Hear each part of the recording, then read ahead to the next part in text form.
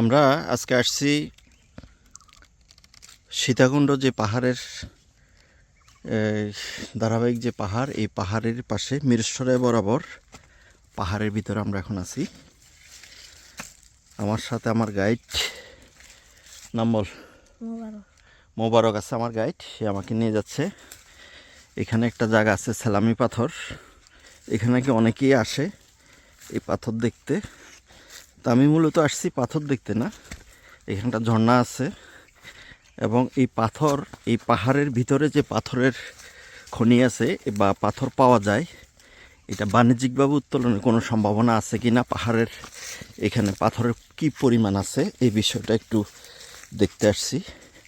দীর্ঘদিন ধরে শুনে আসছিলাম যে এখানে প্রচুর পাথর আছে, একটা খাল বা জিরি আছে, এই জিরির মধ্যে পাথরগুলি আছে। পাহাড়ে কি পরিমাণ পাথর আছে এগুলি একটু দেখব।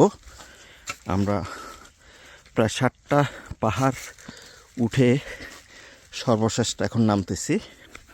এখানে নিচে গিয়ে আমরা দেখব এখানে কি পরিমাণ পাথর আছে বা এটার কোনো বাণিজ্যিকভাবে কোনো সম্ভাবনা আছে কি না, সেটাও যথাযথ কর্তৃপক্ষের দৃষ্টি আকর্ষণ করার চেষ্টা করব।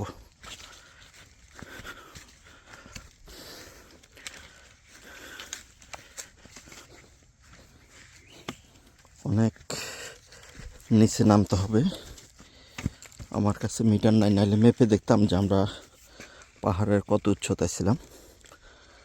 এখন নামতে নামতে আমাদের অনেকটা, নামাটা যতটা সহজ, ওঠার সময় বুঝতে পারবো যেটা বিষয়টা কতটা কঠিন ছিল।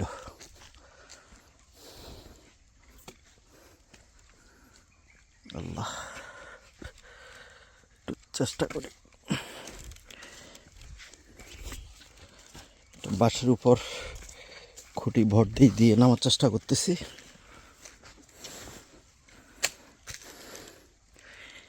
এর দুর্গম পথ, আমি একটু নেমে নেই, নামার পর একটু ভিডিও করব।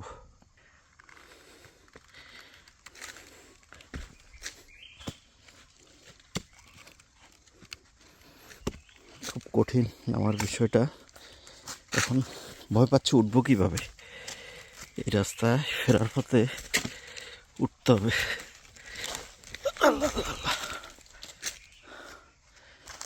যাক, আর একটু।